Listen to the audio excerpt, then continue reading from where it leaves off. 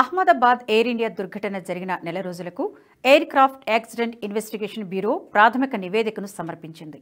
ఈ నివేదికలో ఆశ్చర్యకరమైన విషయాలు వెలుగులోకి వచ్చాయి. విమానం టేకాఫ్ అయిన తర్వాత ఇంజన్లకు ఇంధనం సరఫరా ఆగిపోయిందని, అదే ప్రమాదానికి కారణమై ఉండొచ్చని భావిస్తున్నారు. ఏఏఐబి నివేదిక ప్రకారం విమానం టేకాఫ్ అయ్యాక ఇంజన్ ఇంధన కంట్రోలర్ స్విచ్లు 1 సెకను పాటు ఆగిపోయాయి. మొదట ఫస్ట్ ఇంజన్కు ఇంధన స్విచ్ రన్ నుంచి కటాఫ్ మోడ్కు మారింది. ఆ వెంటనే రెండో ఇంజన్ ఇంధన స్విచ్ కూడా రన్ నుండి కటాఫ్ మోడ్కు మారింది. దీంతో ఇంధన స్విచ్లు ఎందుకు ఆపేశావంటూ ఒక పైలట్ మరో పైలట్ని అడిగారు. అయితే తాను స్విచ్ ఆఫ్ చేయలేదంటూ రెండో పైలట్ సమాధానం చెప్పారు. ఇదంతా కాక్పిట్ వాయిస్ రికార్డులలో రికార్డ్ అయినట్లు ఏఏఐబి తెలిపింది. ఇవే పైలట్ల ఆఖరి మాటలని, ఆ తర్వాత మేడే కాల్ ఇచ్చారని వివరించింది. వెంటనే ఎయిర్ ట్రాఫిక్ కంట్రోలర్ స్పందించినప్పటికీ అటు నుంచి ఎలాంటి స్పందన రాలేదని తెలిపింది. ఈలోపే విమానం కూలిపోయిందని ఏఏఐబి నివేదికలో పేర్కొంది. మొత్తం 15 పేజీలతో కూడిన ప్రాథమిక నివేదికలో కీలక విషయాలు వెల్లడించింది ఏఏఐబి. విమానం టేకాఫ్ అయ్యాక ఇంధన కంట్రోలర్ స్విచ్లు సెకను పాటు ఆగిపోయినట్లు వెల్లడించింది. ప్రమాదానికి సంబంధించిన ఫోటోలు, వీడియోలను పూర్తిగా పరిశీలించామని, విమానానికి సంబంధించి 2 ఇంజన్లను వెలికితీశామని తెలిపింది. వాటిని భద్రపరిచినట్లు పేర్కొంది. ప్రమాదానికి ముందు విమానంలో ఫ్యూయల్, బరువు సైతం పరిమితిలోనే ఉన్నాయని తెలిపింది. అదేవిధంగా విమానంలో ప్రమాదకరమైన వస్తువులు ఏవీ లేవని వెల్లడించింది. విమానం టేకాఫ్ అయిన సెకను వ్యవధిలోనే 2 ఇంధన కటాఫ్ స్విచ్లు ఆఫ్ అయ్యాయి. దీంతో 2 ఇంజన్లు గాలిలోనే ఆగిపోయాయి. 2 స్విచ్లు ఒకేసారి ఆఫ్ అవడంతో ఇంధన సరఫరా నిలిచిపోయింది. దీంతో ఇంజన్లు గాలిలోని నియంత్రణ కోల్పోయాయని ఏఏఐబి పేర్కొంది. ఇది పలు సందేహాలకు తావిస్తున్నట్లు వెల్లడించింది. 2 ఇంజన్లు ఒకేసారి ఆగిపోయే ముందు విమానం 180 నాట్ల గరిష్ట వేగానికి చేరుకుంది. అయితే ఇంధన స్విచ్లను ఆపివేయడంతో ఎత్తులో వేగంగా మార్పులు చోటు చేసుకున్నాయి. విమానం ప్రయాణిస్తున్న మార్గంలో పక్షులు తిరిగినట్లు ఎలాంటి ఆధారాలు లభించలేదు. ప్రమాదానికి అది కారణం కాదని తన నివేదికలో నిర్ధారించింది. కొద్దిసేపటికే ఎయిర్పోర్టు సరిహద్దుల బయట విమానం కుప్పకూలింది. కాలేజీ హాస్టల్ భవనంపై పడిపోయింది. విమానంలో పూర్తి స్థాయిలో ఇంధన నిల్వలు ఉండడంతో మంటలు భారీ స్థాయిలో ఎగిసిపడ్డాయి. విమానంలోని వారు, కాలేజీ హాస్టల్లోని విద్యార్థులు, నేలపై ఉన్నవారు కూడా కాలి బూడిదయ్యారు. పైలట్ పొరపాటున విమానానికి ఇంధన సరఫరా ఆపేశాడా, లేక దానంతట అదే ఆగిపోయిందా అన్నది తెలియాల్సింది. కాగా ఇంధన సరఫరా స్విచ్లో లోపం తలెత్తినట్లు ఏఏఐబి సమర్పించిన నివేదికపై బోయింగ్ సంస్థ స్పందించింది. విచారణకు తమ కస్టమర్కు పూర్తిగా సహకరిస్తామని తెలిపింది. నివేదికలోని ఇతర అంశాలను పరిశీలిద్దాం. ఇంజన్లకు పవర్ సప్లై ఆగిపోవడంతో రామ్ ఎయిర్ టర్బైన్ ఓ చిన్నపాటి ప్రొపెల్లర్ లాంటి డివైస్ను ఆన్ చేశారు.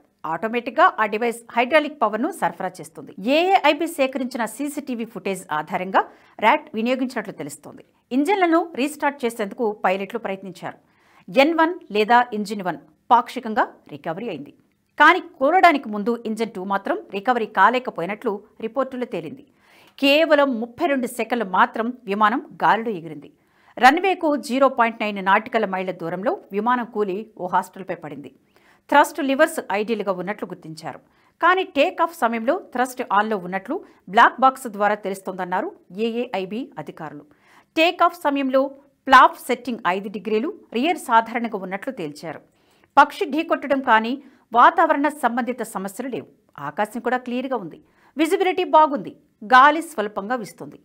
ఏఏఐబి రిపోర్టు ప్రకారం పైలట్ల ట్రాక్ రికార్డు కూడా క్లియర్గా ఉందని తెలిపారు. ఇద్దరు మెడికల్గా ఫిట్గా ఉన్నారు. కావలసినంత అనుభవం ఉంది. విమానంపై దాడి జరిగినట్లు ఆధారాలు లేవు.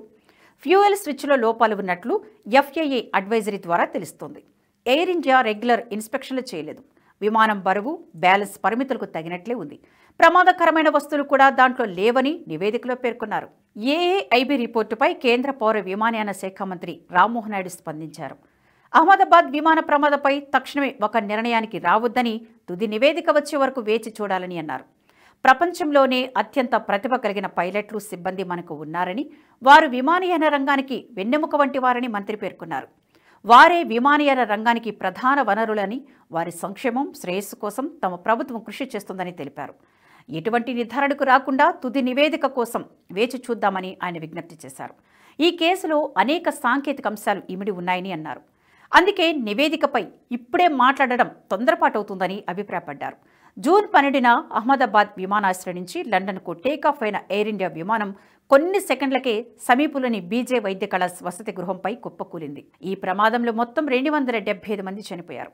ఇది జరిగిన మరుసటి రోజే ప్రమాదంపై దర్యాప్తు చేసేందుకు డైరెక్టర్ జనరల్ జీవీజీ యుగంధర్ నేతృత్వంలో ఏఏఐబి ఒక ప్రత్యేక కమిటీని ఏర్పాటు చేసింది.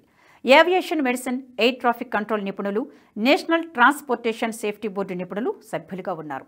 ఒక బ్లాక్ బాక్స్ను జూన్ 13న ప్రమాద స్థలంలోని ఒక భవనం మీద నుంచి, మరొకటి జూన్ 16న శిథిలాల మధ్య నుంచి రికవరీ చేశారు. ఆ బ్లాక్ బాక్స్లను ఏఏఐబి ల్యాబ్కు తరలించి అందులోని డేటాను విజయవంతంగా డౌన్లోడ్ చేసి ప్రమాదానికి గల కారణాలను విశ్లేషిస్తున్నారు.